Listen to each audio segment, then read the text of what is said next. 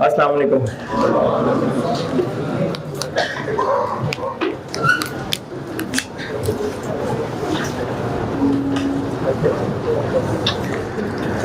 अच्छा जो लोग FR1 में बैठे हुए थे या पुराने स्टूडेंट हैं उनको तो पता लग ही गया है। बहरहाल मेरी क्लास की एक रूटीन है दुरूद शरीफ पढ़ना।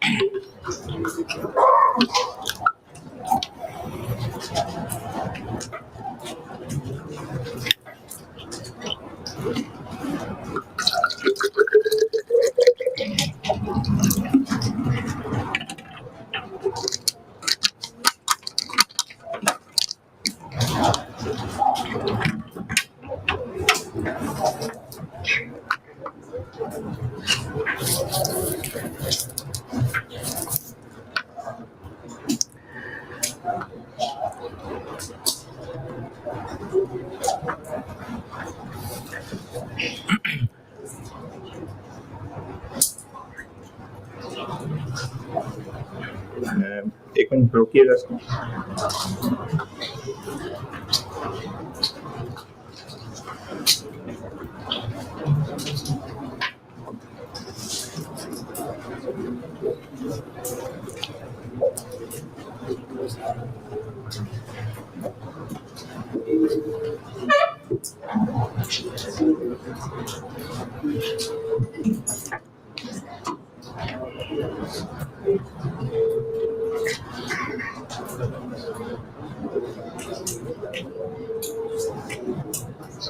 वालेकुम अस्सलाम।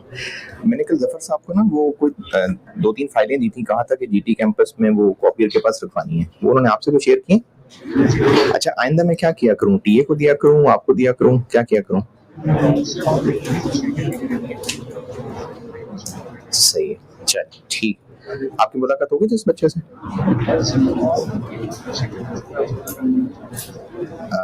अभी तो क्लास में ही हूँ।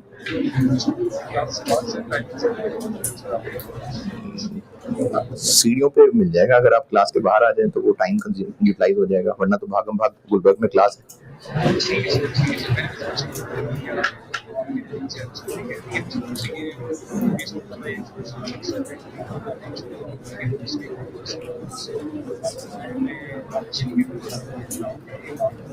नहीं, मुझे अरूज ने कहा था कि उनको किसी और सब्जेक्ट में शिफ्ट करना है।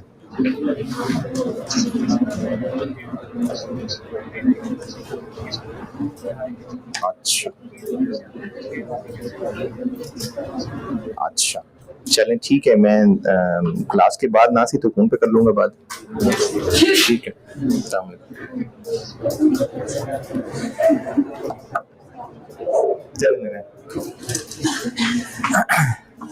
अच्छा मैंने ना अभी कॉपियर के पास कुछ नोट्स रखवाए हैं, वो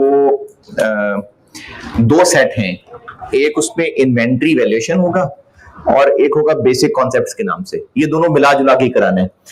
बेसिक कॉन्सेप्ट्स में सवाल कम बन रहे थे तो मैंने कुछ मैन्युफैक्चरिंग के सवाल इसमें डाल के, तो ये 2 मैंने नोट्स कॉपियर के पास रखवाए हैं। अच्छा पढ़ाई शुरू है आज से, है कल हो गई गप्पे, आज से पढ़ाई शुरू है। तो मैंने कॉपियर के पास रखवाए हैं और व्हाट्सएप ग्रुप भी शायद आप लोगों का है, हाँ तो उसमें भी शेयर करवा दूंगा जिनको सॉफ्ट कॉपी चाहिए। जिनको हार्ड कॉपी चाहिए तो कॉपियर के पास मैंने रखवा दिए हैं, वो आपके पास हों कल से। मैंने उसमें से सवाल कराने होंगे, ठीक है। बेसिक कॉन्सेप्ट्स के नाम से होगा, एक क्वेश्चंस का सेट होगा, एक आंसर्स का होगा। मेरे ख्याल में कुछ 7-8 है शायद, को 8 सवाल एक में है, 8 सवाल एक में है। अच्छा ये क्या कॉस्ट के पास्ट पेपर्स के सवाल हैं? नहीं, इनमें से कुछ मॉड्यूल पुराने मॉड्यूल बी के हैं, कुछ जो है वो FAR 1 के हैं। ये सिर्फ आपको प्रैक्टिस के लिए दे रहा हूं ताकि जो मैंने आपको कॉस्ट की तैयारी के लिए बेसिक कॉन्सेप्ट बताने ना, उनमें काम आएंगे ये। तो बेसिक कॉन्सेप्ट्स के और इन्वेंट्री वैल्यूएशन ये आप कॉपियर से ले लीजिएगा, कल हूं आपके पास। ओके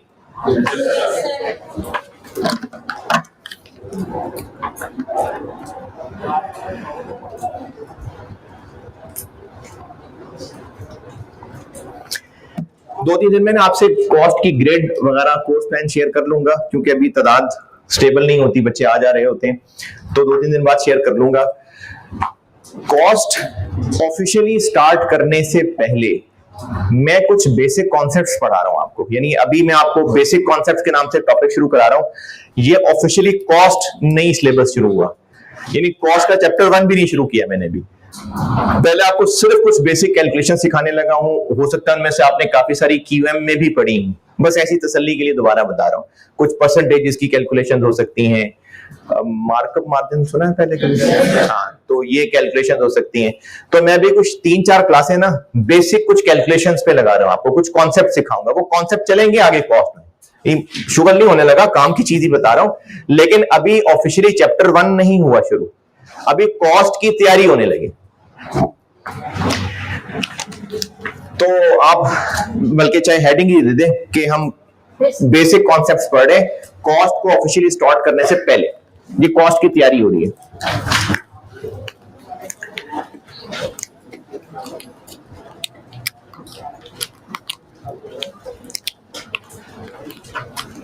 इसके बाद फिर मैं ऑफिशियली चैप्टर 1 स्टार्ट करूंगा, तो अभी उससे पहले पहले ये कॉस्ट की तैयारी है। कुछ तकरीबन 4 क्लासेस में इस पे लगाऊंगा, ठीक है। उसके बाद फिर हम लोग चैप्टर 1 शुरू करेंगे। अच्छा, जिन लोगों ने कल भी मैंने कहा था, जिन लोगों ने PRC नहीं AFC पढ़ी है, PRC वाले तो इंट्रोडक्शन टू अकाउंटिंग पढ़ के आए हैं, और जिन्होंने AFC पढ़ी है और अकाउंटिंग भी नहीं पढ़ी, पिछले टाइम में वो लॉ और टैक्स ही में टाइम लगाते रहे, तो मैं अगर कोई टर्म ऐसी बोलूं जो आपको ना पता हो तो पूछना है आपने। अकाउंटिंग जाहिल, आपको कोई ऐसी टर्म मैं बोल दूं जो आपको ना पता हो तो पूछनी है मुझसे। लड़का नहीं नजर आया यार, वो जो कल क्लास के बाद मिला था मुझे, नहीं एक और था, कोहाट का बच्चा था, नहीं आया। चल अच्छा जी, बिजनेस का मकसद क्या है? बिजनेस ऑर्गेनाइजेशन है, लोग वो बिजनेस करते हैं, लोग प्रॉफिट कमाते हैं, प्रॉफिट। तो बिजनेस का काम है प्रॉफिट कमाना। बिजनेस बनता ही इसलिए कि उन्होंने प्रॉफिट कमाना होता है। तो बिजनेस का ऑब्जेक्टिव है टू अर्न प्रॉफिट। तो बिजनेस क्या एक्टिविटीज कर रहा होगा कि वो प्रॉफिट कमाए? बिजनेस या तो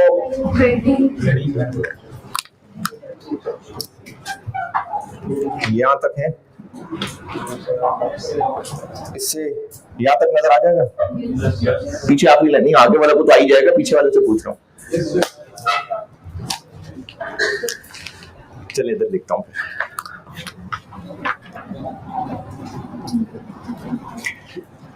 बिजनेस या तो गुड्स बेचता होगा,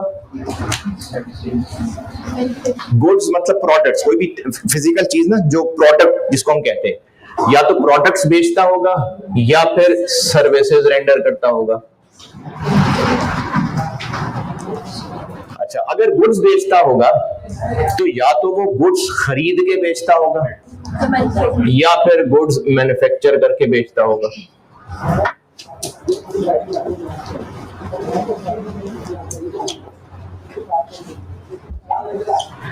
और मैन्युफैक्चरिंग करता होगा तो वो कुछ बाय करेगा, फिर उससे कुछ और बनाएगा, और फिर जो कुछ बनाएगा उसको बेचेगा। तो ट्रेडिंग बिजनेस गुड्स यानी प्रोडक्ट्स खरीद के बेचता है, और मैन्युफैक्चरिंग बिजनेस कुछ तो खरीदता ही है। जैसे अगर फर्नीचर बेचना है तो लकड़ी तो खरीदेगा ही ना, लकड़ी खरीदेगा, उससे फर्नीचर बनाएगा और फर्नीचर बेचेगा। अगर जूसेस बेचता है तो कोई फ्रूट तो खरीदता ही होगा, उसको फिर प्रोसेस से गुजार के जूस बना के बेचेगा। शवारमे बेचता है तो कोई मरी मुर्गियों के गोश्त, छिछड़े, ये तो खरीदेगा ही ना, वो खरीदेगा, शवारमे बनाएगा और बेचेगा। तो बिजनेस गुड्स बेचता है या तो खरीद के या बना के। हमने कॉस्ट अकाउंटिंग में ना ज्यादा फोकस इस पे करना है, ज्यादातर हम लोग ये एरिया पढ़ रहे होंगे। ये भी है, ऐसा नहीं कि ट्रेडिंग बिजनेस नहीं होगा, लेकिन ज्यादा डिस्कशन हमारी मैन्युफैक्चरिंग बिजनेस के ऊपर है। सर्विसेज में कुछ खास है नहीं जो कॉस्ट में पढ़ाया जाता, तो हमारा कॉस्ट एंड मैनेजमेंट अकाउंटिंग जो सब्जेक्ट है उसमें मेन डिस्कशन मैन्युफैक्चरिंग बिजनेस पे हो रही होगी।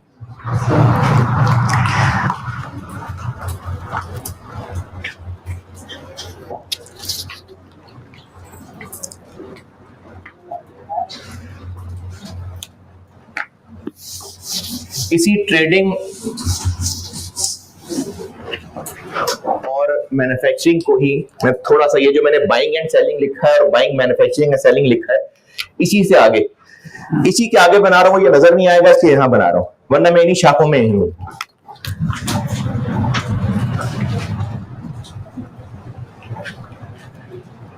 ये बिजनेस गुड्स बाय करता होगा और गुड्स ही सेल कर देता होगा। ये बिजनेस मटेरियल बाय करता है जिसको रॉ मटेरियल भी कहते हैं, ये करता होगा बाय। फिर इस मटेरियल को एक प्रोडक्शन प्रोसेस में डालता है, फिर उस प्रोडक्शन प्रोसेस से गुड्स बनती हैं, फिर ये गुड्स सेल करता है। तो ट्रेडिंग बिजनेस गुड्स ही बाय, गुड्स समझ रहे हैं ना, प्रोडक्ट्स जो बेचते हैं, तो ये बिजनेस गुड्स ही बाय करता है और गुड्स ही आगे सेल करता है। लेकिन manufacturing business raw material by करता है, उसको एक प्रोसेस में डालता है, प्रोडक्शन प्रोसेस। ये प्रोडक्शन का एक प्रोसेस होता है, किसी ना किसी मशीनरी में इसको डालेगा और उससे कुछ और बनाएगा, तो वो जो गुड्स बनाएगा फिर वो गुड्स बेच रहा होगा। तो मैन्युफैक्चरिंग बिजनेस में रॉ मटेरियल खरीदा जाता है, उसको प्रोडक्शन प्रोसेस में डाल के गुड्स बनती हैं और वो गुड्स हैं जो सेल हो रही होती हैं। और ट्रेडिंग बिजनेस वाला ये गुड्स ही खरीदेगा और गुड्स ही बेच देगा।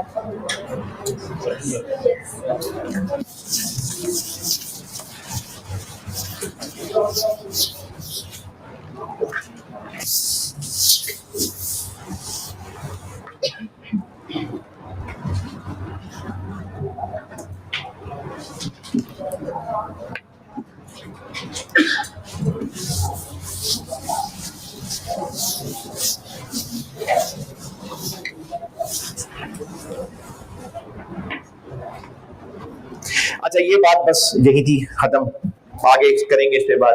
अब एक थोड़ी डिफरेंट चीज बताता हूं। जिन्होंने अकाउंटिंग पढ़ी हुई है उनके लिए तो चलो ये बच्चों वाली बात है, जिन्होंने अकाउंटिंग नहीं पढ़ी हुई उनके लिए मेनली बता रहा हूं, और जिन्होंने पढ़ी भी हुई है चलो रिवीजन हो जाएगी। कुछ टर्म्स समझ लें और उनकी मिसालें भी लिख दूंगा। एक टर्म होती है एसेट्स।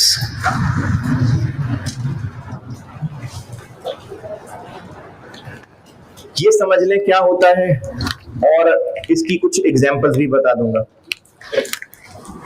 बिजनेस के पास जो रिसोर्सेज हैं जिनको उसने यूज करना है, जैसे अगर कॉलेज की बात करें तो कॉलेज सर्विस दे रहा है, कॉलेज के पास रिसोर्सेज क्या हैं जो वो यूज कर रहा है?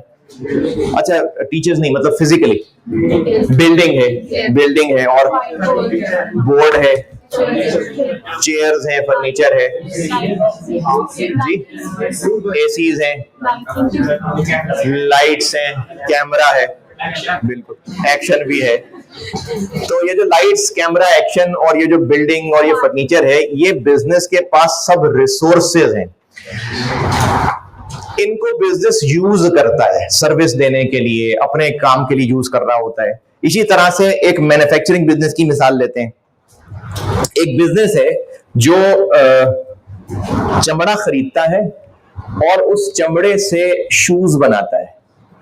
तो उस बिजनेस के क्या क्या रिसोर्सेज होंगे ये काम करने के लिए? लेदर चाहिए, ठीक है, और मशीनरी होगी, केमिकल्स चाहिए होंगे। अच्छा, यहां तो होगी गड़बड़ कुछ। चलिए पहले मैं और रिसोर्सेज को और एक्सप्लेन करता हूं। वो रिसोर्सेज जिनसे for a period of time benefit लिया जाता रहेगा। चलिए अब मिसालों पे आते हैं। एक फैक्ट्री है जहां चमड़ा खरीदते हैं और जूते बनाते हैं। For a period of time वो रिसोर्सेज जिनसे फायदा लिया जाना है, क्या क्या होंगे? हाँ, बिल्डिंग फैक्ट्री होगी, प्लांट मशीनरी होगी जिसमें सारा प्रोडक्शन प्रोसेस चलता होगा, गाड़ियां भी हो सकती है उस बिजनेस के पास, ट्रक हो सकते हैं जो चमड़ा लाते होंगे, जूते डिलीवर करते होंगे, और है लेबर। इंसान नहीं, इंसान रहने दे जी। और जरा फैक्ट्री में चले ना, विजुअलाइज करें फैक्ट्री में क्या होगा? बिल्डिंग हो गई, मशीनरी हो गई, गाड़ियां हो गई उनके पास, इलेक्ट्रिसिटी।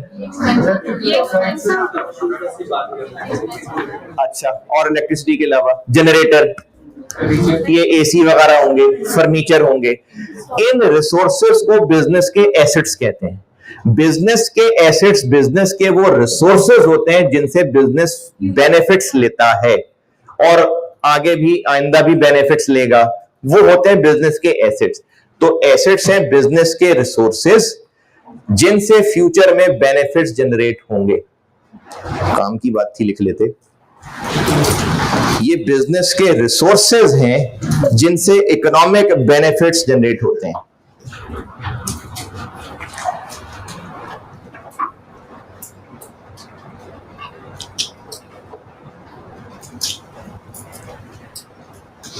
इकोनॉमिक बेनिफिट्स वो होते हैं जिनको रुपए पैसे में तोल सकते हैं। यानी 4000 यूनिट्स बन गए, एक यूनिट इतने का बिक जाएगा, तो कुछ रुपए पैसे वैल्यू लग सकती है ना उसकी। तो एसेट्स वो रिसोर्सेज हैं जो बिजनेस को इकोनॉमिक बेनिफिट्स जनरेट करके देते हैं। इनकी कुछ 6-7 मिसालें लिख लें, एग्जांपल्स लिख लें एसेट्स की।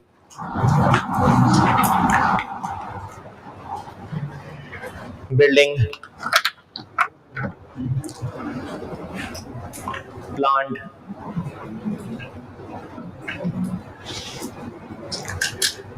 मशीनरी,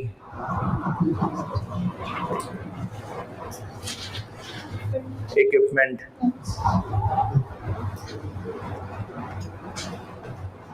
फर्नीचर,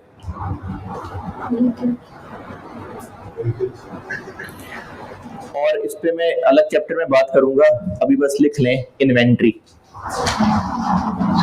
इन्वेंट्री, इस पे मैं अगले चैप्टर में करूंगा बात। इन्वेंट्री।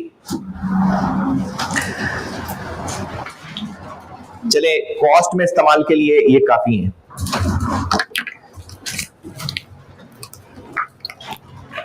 एक टर्म होती है एक्सपेंसेस। ये जो नाम से मतलब लगता है सबको, ये वही मतलब ये है, खर्चे। एक्सपेंसेस बिजनेस के खर्चे होते हैं, स्पेंडिंग्स हैं।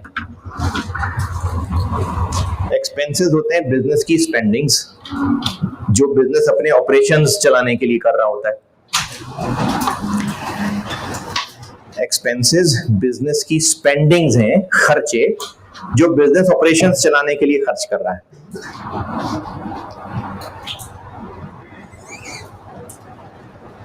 जैसे एग्जांपल्स में लिखें, सैलरीज, ये रूटीन के खर्चे हैं ताकि एम्प्लॉइज से सर्विसेज लें, काम लें। यूटिलिटीज, ये जो बिजली का बिल होता है।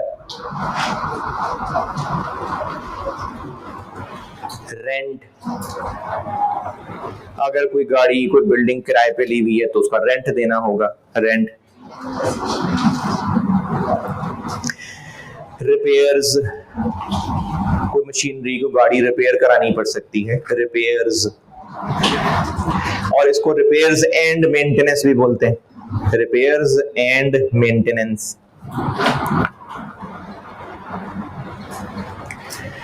डेप्रिसिएशन,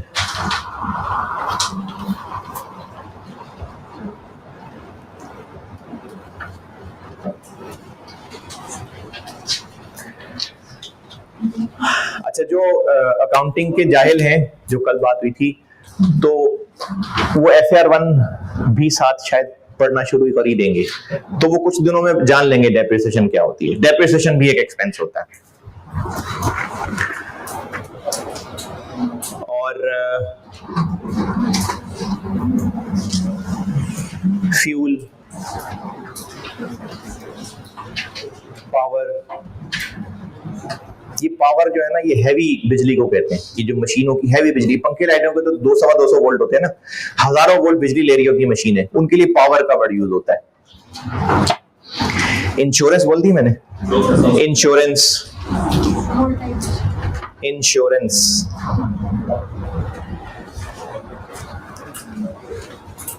कोई नाम इसमें से किसी के लिए नया नहीं है, कुछ नहीं पूछना है, इंश्योरेंस नहीं पूछना। अच्छा, इंश्योरेंस क्या होती है भाई? एक्सपेंस क्यों कह दिया उसको मैंने? हाँ, ये ना जिनको नहीं आइडिया, इंश्योरेंस एक बिजनेस है क्या? अब जैसे ये फर्नीचर है बिजनेस का, तो बिजनेस को टेंशन ये है कि शॉर्ट सर्किट होकर खराब ना हो जाए, तो इन्होंने इंश्योरेंस कंपनी वालों से कहा कि हमें बड़ी टेंशन रहती है, हमारा ये एसेट ही ना चोरी हो जाए, खराब ना हो जाए। इंश्योरेंस कंपनी वालों ने कहा घबराना नहीं है आपने, अगर आपके इन एसेट्स को नुकसान पहुंचा, हम आपके पैसे पूरे करके देंगे, बस आप उसके लिए हमें थोड़े पैसे दे दें। अगर एक गाड़ी है 25 लाख की और इंश्योरेंस वालों से कहा कि गाड़ी चोरी होगी तो मैं इसकी टेंशन है, तो इंश्योरेंस कंपनी वालों ने कहा कि 50,000 रुपए हमें दें आप साल के, ये टेंशन हमें दे दें। वैसे भी आपने 50,000 की दवाइयां खा लेनी थी टेंशन की, तो आप ये टेंशन हमें दे दें, हमें इस बात के 50,000 रुपए दे दें आप। अगर वो गाड़ी चोरी हो गई तो इंश्योरेंस कंपनी वाले वो गाड़ी के पैसे पूरे करके देंगे। अच्छा, 50,000 के बदले वो गाड़ी के पैसे पूरे कर देंगे? हाँ, क्योंकि उन्होंने ये और बहुत सारे लोगों को वादे किए होंगे, तो सबसे 50,000 लिया होगा, तो सारे की थोड़ी गाड़ियां चोरी होनी होंगी। तो अगर कोई 2-4 गाड़ियां चोरी हो भी जाएंगी तो इंश्योरेंस कंपनी ने लाखों कमा लिए होंगे, तो ये इंश्योरेंस बिजनेस होता है। अच्छा, अब जिस कंपनी ने 50,000 रुपए साल के दिए और उस साल गाड़ी चोरी नहीं हुई, तो इंश्योरेंस कंपनी से 50,000 वापस ले लेंगे, तो गाड़ी तो चोरी नहीं हुई। तो उस गाड़ी चोरी ना होने की टेंशन से तो पूरा साल आजाद रहे ना, तो ये हर साल का एक इंश्योरेंस प्रीमियम होता है, ये बिजनेस के लिए एक एक्सपेंस होता है, खर्चा। तो ये इंश्योरेंस, मैंने ये इंश्योरेंस प्रीमियम लिखा है एक्चुअली।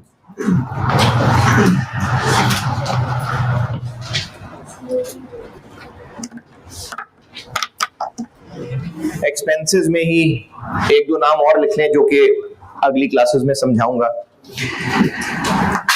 एक लिख लें direct material cost, direct material cost, ये अगली कुछ क्लासेस में समझाऊंगा। एक लिख लें डायरेक्ट लेबर कॉस्ट, ये भी अगली कुछ क्लासेस में समझाऊंगा। डायरेक्ट लेबर कॉस्ट, ये direct material cost, direct labour cost, ये सिखाऊंगा अगली कुछ क्लासेस में, अभी बस लिख लें।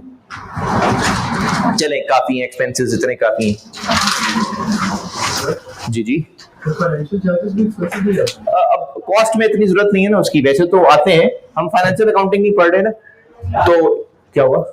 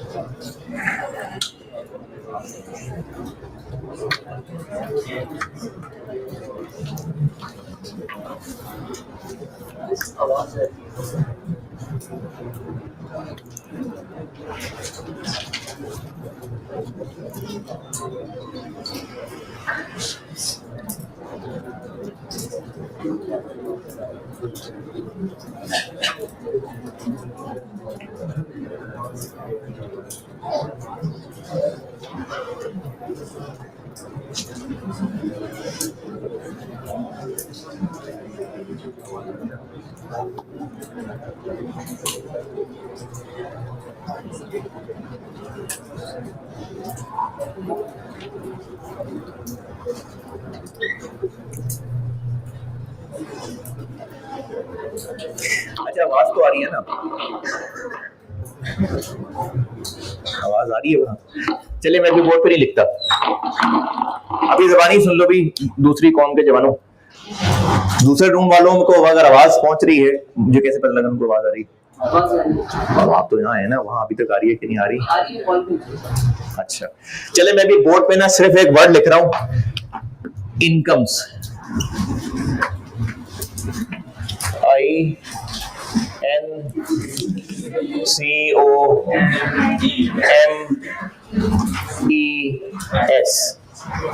बाकी ज़बानी बोल रहा हूं, कसम से ज़बानी बोल रहा हूं, यकीन कर लेना, ज़बानी बोल रहा हूं। कितने को बच्चे बैठे हैं उधर? 14। ज़बानी बोल रहा हूं भी, कसम से ज़बानी बोल रहा हूं। इनकम्स लिखा मैंने सिर्फ। इनकम्स होती हैं बिजनेस की अर्निंग्स। तब बिजनेस जो काम कर रहा है उससे उसने अर्न करना है। जैसे बिजनेस गुड्स बेचता है तो अर्न कैसे करेगा? एक बिजनेस ट्रेडिंग कर रहा है, अर्निंग क्या है उस बिजनेस की? गुड्स सेल करेगा, ये उसकी अर्निंग है। सर्विसेज दे रहा है बिजनेस, अर्निंग क्या है? जो सर्विसेज की फीस चार्ज करेगा, ये उसकी अर्निंग है। तो इनकम्स होती हैं बिजनेस की अर्निंग्स। इनकम्स बिजनेस की अर्निंग्स को कहते हैं।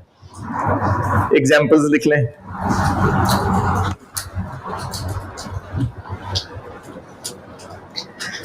सेल्स,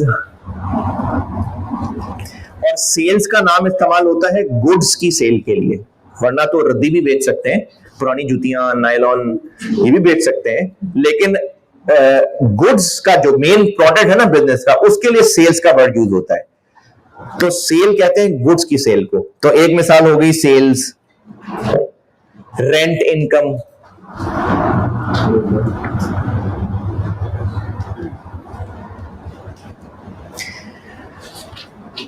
स्क्रैप सेल्स,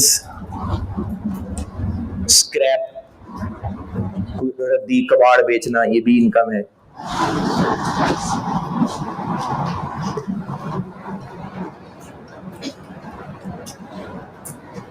हाँ जी, नहीं आई तस्वीर?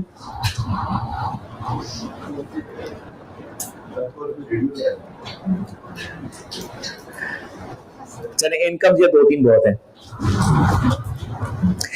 तो एक्सपेंसेस क्या है? बिजनेस के रूटीन खर्चे, क्योंकि उन्होंने बिजनेस चलाना है, जो रूटीन खर्चे होंगे। एसेट्स, बिजनेस के वो रिसोर्सेज हैं जिससे उन्होंने फ्यूचर में बेनिफिट्स लेने हैं। और इनकम्स बिजनेस की अर्निंग्स हैं। ये अकाउंटिंग में तो खैर और भी चीज है, इक्विटी है, लायबिलिटी है, लेकिन कॉस्ट के लिए मुझे इतनी चीजें शुरू में काफी हैं। क्या हल हो रहा है मसले का भी?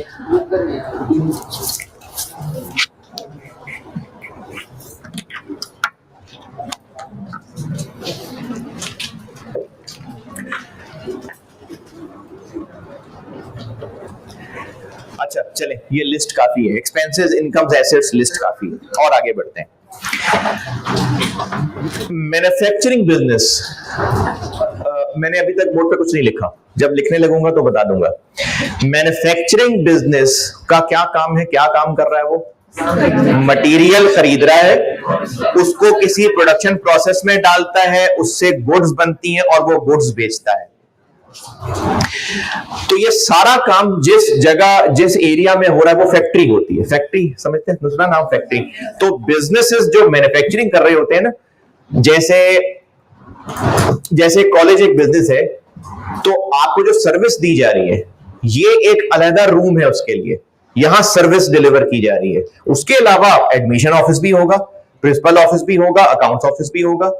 इसी तरह से कुछ शायद आप में से पढ़े भी हों, ये स्कूल्स की कोई बड़ी बड़ी चेन्स हैं, ये पंजाब के हो गए और ये एलजीएस हो गए, बीकन हाउस हो गए, जो जिनकी चेन्स हैं बहुत ज्यादा, बहुत सारी ब्रांचेस हैं। तो इन ब्रांचेस में हो रही है सर्विस रेंडर, इनका कोई हेड ऑफिस भी होगा। अब उस हेड ऑफिस के अंदर सारे इनके एडमिनिस्ट्रेटिव ऑफिस के काम हो रहे होंगे, वहां पर नहीं क्लासेस हो रही होंगी। तो जो बिजनेसेस मैन्युफैक्चरिंग कर रहे होते हैं, उन्होंने भी मुख्तलिफ डिपार्टमेंट्स बनाए होते हैं। जिस जगह, जिस एरिया में वो प्रोडक्शन कर रहे होते हैं, मोस्टली वो शहर से दूर होती है, कहीं दूर के जहां आबादी कम हो, ताकि पोल्यूशन फैल सके, पोल्यूशन ना फैले सॉरी, ताकि जो वहां कहीं नाले होंगे वहां पर ड्रेन चला जाए। तो वो बिजनेसेस फैक्ट्रीज बनाते हैं, नॉर्मली शहर की आबादी से दूर, वहां होती है प्रोडक्शन। तो कॉस्ट के सब्जेक्ट में ज्यादातर हम जो डिस्कशन कर रहे होंगे वो फैक्ट्री को सामने रख के कर रहे होंगे। तो अब हम फैक्ट्री में चलते हैं। एक बिजनेस जो फैक्ट्री में क्या कर रहा है, मैन्युफैक्चरिंग कर रहा है। और क्या है मैन्युफैक्चरिंग? मटेरियल खरीद के प्रोडक्शन प्रोसेस में उसको डालना और उससे गुड्स बनाना, ये मैन्युफैक्चरिंग एक्टिविटी का काम है, ये हो रही है फैक्ट्री के अंदर। अब आपको मैं जो चीज सिखाने लगा हूं, वो हम ये पढ़ने लगे हैं कि फैक्ट्री में होने वाले खर्चों की, अच्छा मेन डिस्कशन हम फैक्ट्री की कर रहे हैं, लेकिन मिसालें देते हुए मैं कभी बिजनेस के हेड ऑफिस में भी मिसालों में आ जाऊंगा, क्योंकि चीज समझानी मकसद होगा। तो अब मैं आपको जो चीज बेसिक कॉन्सेप्ट्स में सिखाने लगा हूं, वो है कॉस्ट की क्लासिफिकेशन, कॉस्ट की टाइप्स। कॉस्ट मतलब कॉस्ट, खर्चा। और अभी जो आपको मैंने एसेट्स, एक्सपेंसेस, इनकम्स बताए, उनमें से मैं एक्सपेंसेस की बात कर रहा हूं, उनको कॉस्ट्स भी कहते हैं, खर्चा है ना, तो उनको कॉस्ट्स भी कहते हैं। तो अब हम करने लगे हैं एक्सपेंसेस की टाइप्स, क्लासिफिकेशन। ये आगे मैं इस्तेमाल करूंगा कॉस्ट के अंदर। जी सोहेल अभी भी नहीं? अच्छा, शुगर मैंने लिखना था कुछ।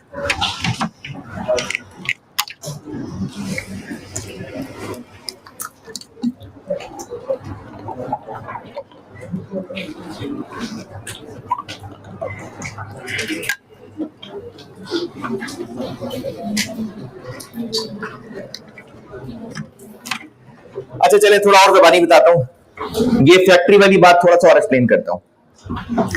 जैसे कॉलेज में चूंकि आप लोग हैं ना, तो मैं कॉलेज की मिसाल दे रहा हूं ताकि आप लोग विजुलाइज कर सकें।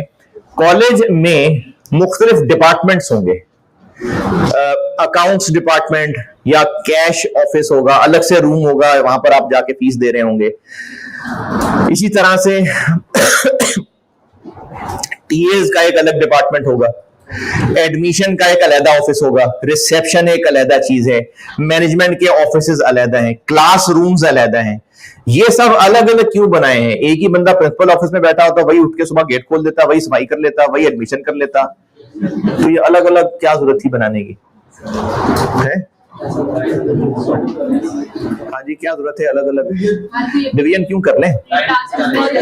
ताकि हर कोई जो अपना काम है उसका एक्सपर्ट हो। टीचर्स टीचिंग ही कर लें, एडमिशन वाले लोग एडमिशन कर लें, गार्ड जो है वो सिक्योरिटी का काम संभाल लें, आईटी के लोग जो आईटी लैब का काम संभाल लें। तो बिजनेसेस क्या करते हैं कि अपने सारे काम को मुख्तलिफ फंक्शंस में बांट देते हैं। हर फंक्शन को एक डिपार्टमेंट परफॉर्म कर रहा होता है। कुछ पिक्चर बन रही है। डिपार्टमेंट्स होते हैं मुख्तलिफ, जैसे मैंने कॉलेज की मिसाल दी तो उसमें अकाउंट्स डिपार्टमेंट है, टीएस डिपार्टमेंट है, आईटी का एक डिपार्टमेंट है, मार्केटिंग एक डिपार्टमेंट है। तो बिजनेसेस ने अपनी सारी एक्टिविटीज, सारे फंक्शंस मुख्तलिफ डिपार्टमेंट्स में बांट दिए। मैन्युफैक्चरिंग बिजनेस ने प्रोडक्शन का फंक्शन किसके जिम्मे कर दिया? फैक्ट्री के जिम्मे। ठीक है, फैक्ट्री है जो पूरे बिजनेस का प्रोडक्शन वाला फंक्शन संभाल रही होगी, और ये एक जगह होगी जनरली आबादी से दूर। तो हम लोग कॉस्ट में ज्यादातर फैक्ट्री की बात कर रहे हुआ करेंगे। तो बिजनेस के खर्चे, एक्सपेंसेस, या उनको कॉस्ट्स कह लेते हैं, मैं उसकी बताने लगा हूं अब क्लासिफिकेशन। अभी तक मैंने कुछ नहीं लिखा भी बच्चों बोर्ड पे, मैं उनकी क्लासिफिकेशन बताने लगा हूं। अच्छा, क्लासिफिकेशन, जैसे आप लोग अभी इस रूम में बैठे हुए हैं और कुछ बच्चे होंगे जो इधर रूम में बैठे हैं, कुछ बच्चे होंगे उधर रूम में बैठे हुए हैं, तो सारे इंसान के बच्चे। तो यहाँ पे कौन किन्होंने बैठना है और उधर किसने बैठना है और उधर किसने बैठना है?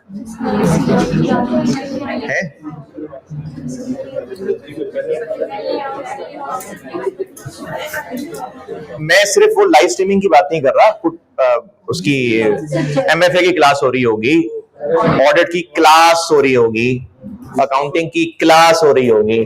तो ये जो स्टूडेंट्स जिस रूम में बैठ रहे हैं, ये कैसे फैसला हो रहा है कि इस क्लास में ये हैं, इस क्लास में ये हैं तो सब इंसान ही, लेकिन अभी इस वक्त किस एतबार से बांटे गए? सब्जेक्ट के एतबार से। इसी तरह से अगर क्लासिफिकेशन जेंडर की बेस पे करनी हो तो मेल्स फीमेल्स जनरली ऐसी होता है ना।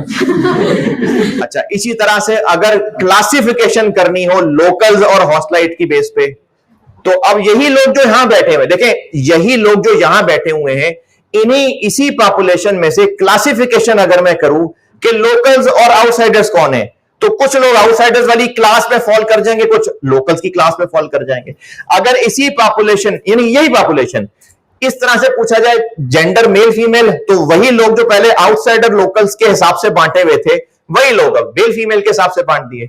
अच्छा, यही लोग अकाउंटिंग पढ़े हुए और अकाउंटिंग ना पढ़े हुए के एतबार से, तो कुछ लोग अकाउंटिंग पढ़े हुए में आ जाएंगे, कुछ लोग अकाउंटिंग ना पढ़े हुए में आ जाएंगे। तो ये उसी पॉपुलेशन को कभी मैं लोकल आउटसाइडर्स कह रहा हूं, कभी मेल फीमेल कह रहा हूं, कभी अकाउंटिंग पढ़े हुए और अकाउंटिंग जाहिल कह रहा हूं। तो ये उन्हीं लोगों में क्यों ये क्लास चेंज हो रही है? क्योंकि हम किस एतबार से क्लासिफाई कर रहे हैं, किस लिहाज से उनको क्लासेस में बांट रहे हैं।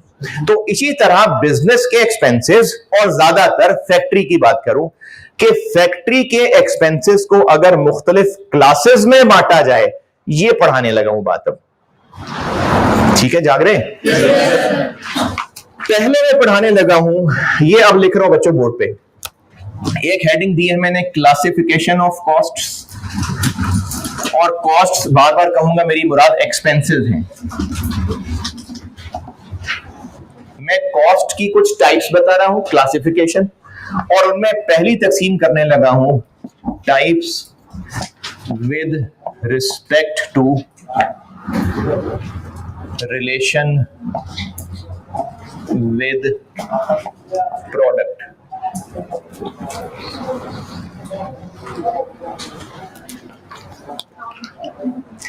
मैं कॉस्ट की क्लासिफिकेशन बता रहा हूं आपको, और क्लासिफिकेशन किस लिहाज से, किस एतबार से। जैसे मैंने भी कहा था कि अगर इन्हीं लोगों की जेंडर के हिसाब से क्लासिफिकेशन हो, मेल फीमेल, इन्हीं लोगों की अगर लोकेलिटी के हिसाब से हो, लोकल्स आउटसाइडर्स, इन्हीं लोगों की अकाउंटिंग पढ़े हुए के हिसाब से हो, इन्हीं लोगों की एएफसी पीआरसी के हिसाब से हो, तो लोग यही हैं, लेकिन किस एतबार से टाइप्स। तो कॉस्ट बांट रहा हूं किस बेसिस पे, तो पहले बांटने लगा हूं मैं प्रोडक्ट के साथ इनका क्या रिलेशन है, इस एतबार से।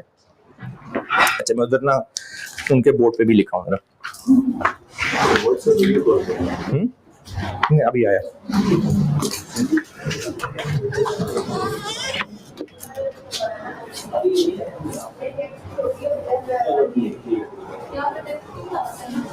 इधर ही है ना, इधर ही है ना। अच्छा, मैंने लिखा है, भूल गया मैं क्या लिखा मैंने, क्लासिफिकेशन ऑफ कॉस्ट्स, CLASSICA। और क्लासिफिकेशन किस एतबार से? With respect to relation with product. ठीक है, ओके, अल्लाह हाफिज।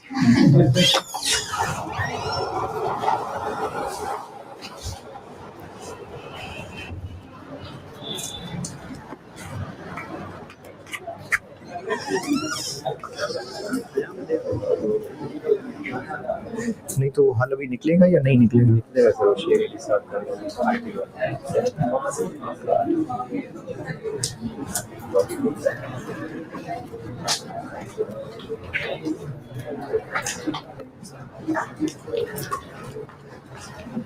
प्रोडक्ट के साथ रिलेशन के एतबार से कॉस्ट होती है डायरेक्ट कॉस्ट या इनडायरेक्ट कॉस्ट। तो इन टाइप्स में पहली टाइप है, अच्छा ये टाइप्स रिलेशन के एतबार से टाइप्स, एक टाइप है डायरेक्ट कॉस्ट, ये समझ लें, फिर अंग्रेजी भी बता देता हूं। जो बिजनेस ये मार्कर बनाता होगा, अच्छा अब ये मार्कर उन दूसरे लोगों को नजर नहीं आ रहा, वो मार्कर जो बोर्ड पे लिख रहे हैं, जो मार्कर बनाते हैं, इस मार्कर बनाने की जो फैक्ट्री होगी, उस फैक्ट्री में पहुंचे और ये सोचें कि उस फैक्ट्री में खर्चे क्या क्या होते होंगे। अच्छा, जिन लोगों ने पढ़ा हुआ है पहले, या तो थोड़ी कॉस्ट पढ़ी हुई है, या अगर अकाउंटिंग में थोड़ी बहुत मैन्युफैक्चरिंग की टर्म्स सीखी है, तो बेशक टिपिकल टर्म्स ना यूज करें, बिल्कुल सादे अल्फाज में। इस मार्कर में जो प्लास्टिक लग रहा है ये खर्चा है, और इसमें जो वो फोम है अंदर, जो क्या कहते हैं उसको, इंक है, उसके अंदर जो फोम है जिसमें इंक एब्जॉर्ब होनी, हाँ जी चल गया, जैसे मैंने किया हमको नजर आ रहा है,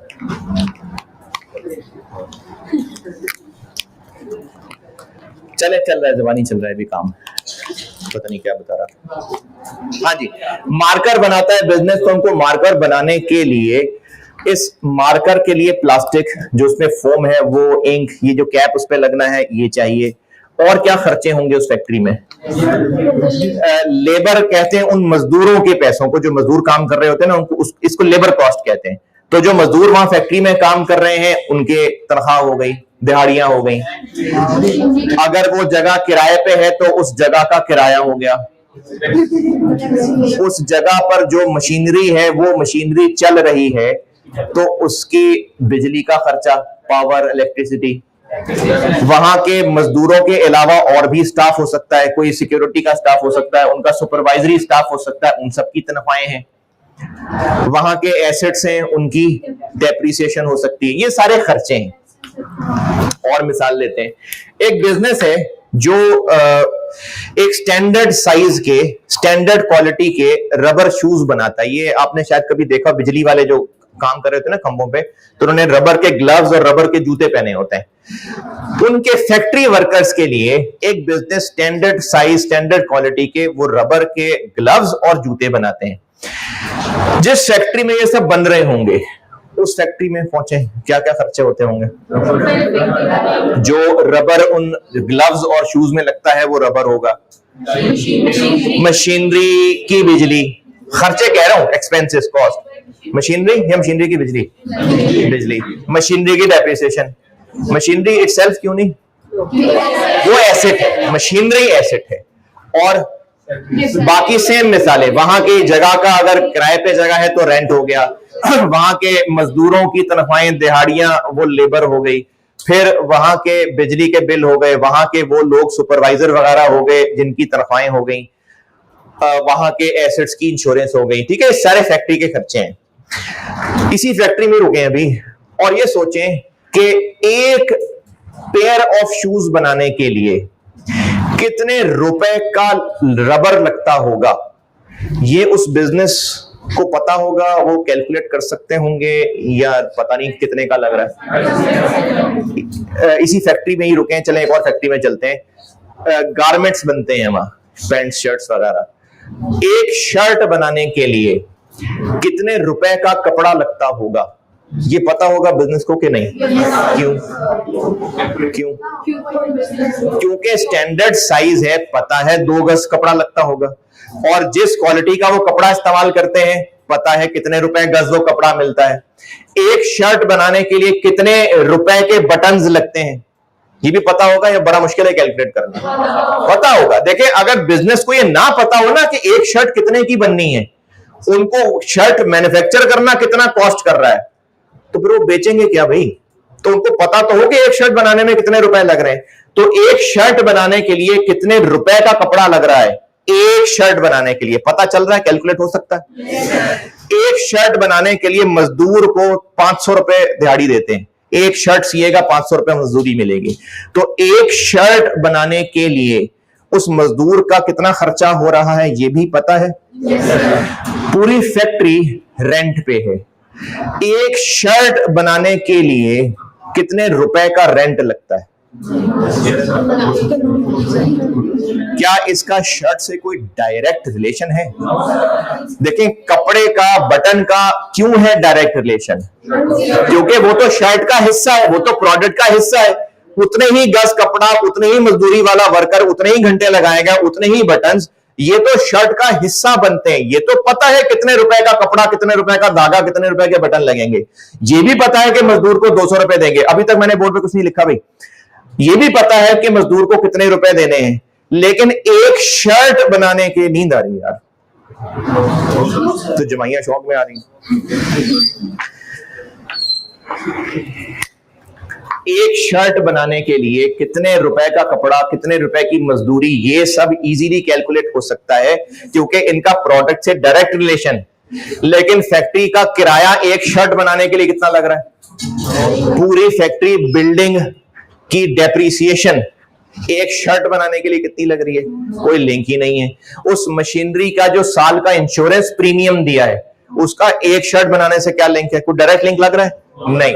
तो डायरेक्ट कॉस्ट उस खर्चे को कहते हैं जो एक यूनिट ऑफ प्रोडक्ट के लिए फुली ट्रेस हो सकता है। जो एक यूनिट ऑफ प्रोडक्ट के जो कॉस्ट एक यूनिट ऑफ प्रोडक्ट के लिए फुली ट्रेस हो सकती है, ट्रेस मतलब पता है कि कितने रुपए लग रहे हैं, उसको डायरेक्ट कॉस्ट कहते हैं।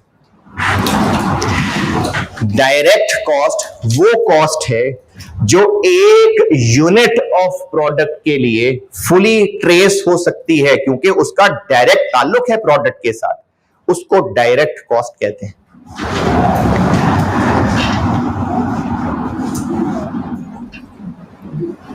अच्छा, मैं आपको लेक्चर नोट्स बनवाऊंगा, पहले भी कल भी कहा था, तो कुछ बोर्ड पे लिखा करूंगा, कुछ जुबानी बताया करूंगा, तो कुछ अंग्रेजी में बताऊंगा, कुछ उर्दू बोल दिया करूंगा।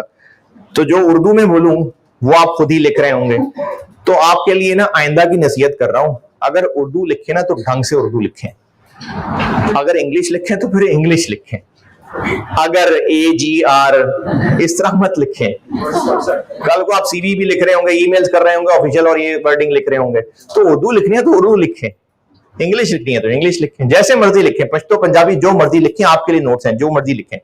मैं फिर रिपीट कर रहा हूं, डायरेक्ट कॉस्ट वो कॉस्ट हैं जो एक यूनिट ऑफ प्रोडक्ट के साथ फुली ट्रेस हो सकते हैं, यानी पता चल सकता है कि एक यूनिट के लिए कितने रुपए का खर्चा आता है क्योंकि वो डायरेक्टली लिंक्ड है प्रोडक्ट के साथ। और इसकी आपके सब्जेक्ट लेवल पे दो ही मिसालें हैं, एक कहलाती है डायरेक्ट मटेरियल कॉस्ट, एक होती है direct labour cost.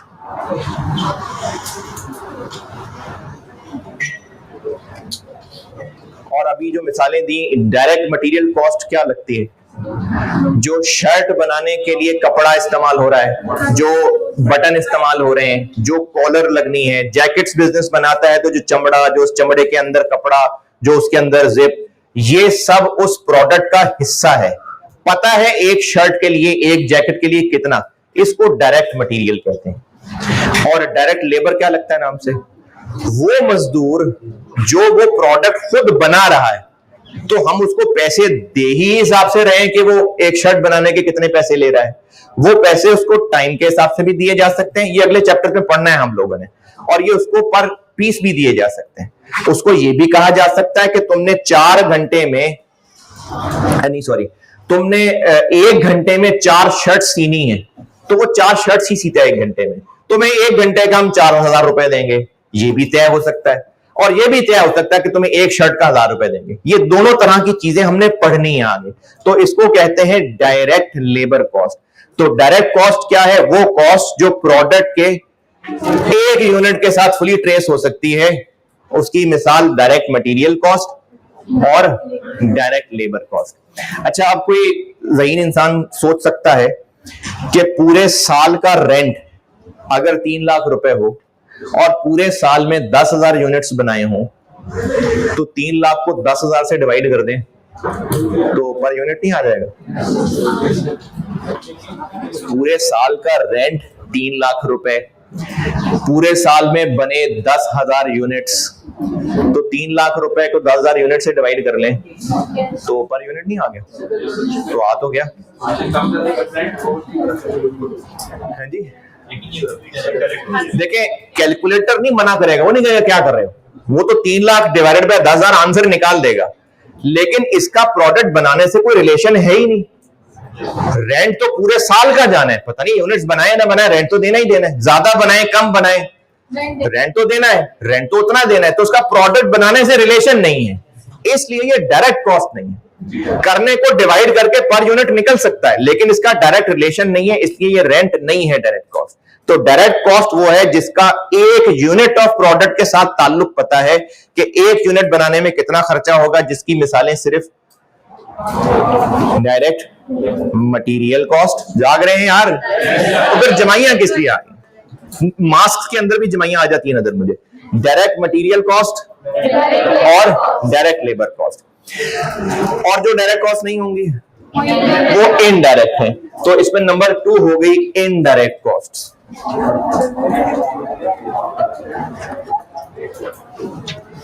Number 2 indirect cost. क्या जी? क्या डायरेक्ट एक्सपेंसेस? किधर है, कौन है, क्या है, क्या डायरेक्ट एक्सपेंसेस?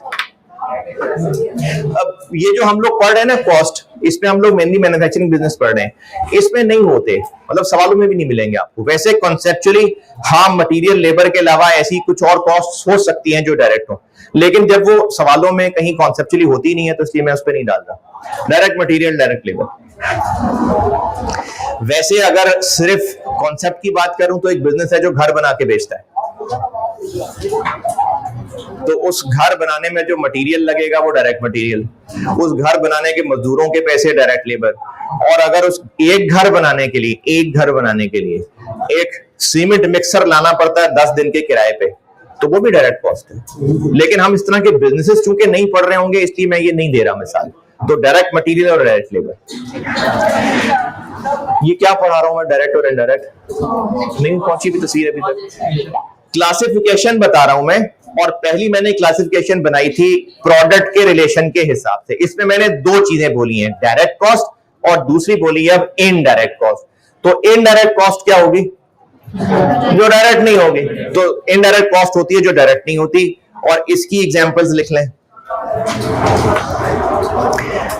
इनडायरेक्ट कॉस्ट वो है जो डायरेक्ट नहीं, इसकी एग्जांपल्स लिख लें। इसकी बहुत सारी एग्जांपल्स हैं, फिर भी मैं कुछ 6-7 बता देता हूं नाम आपको। एक नाम लिख लें, इनडायरेक्ट मटेरियल। Indirect material,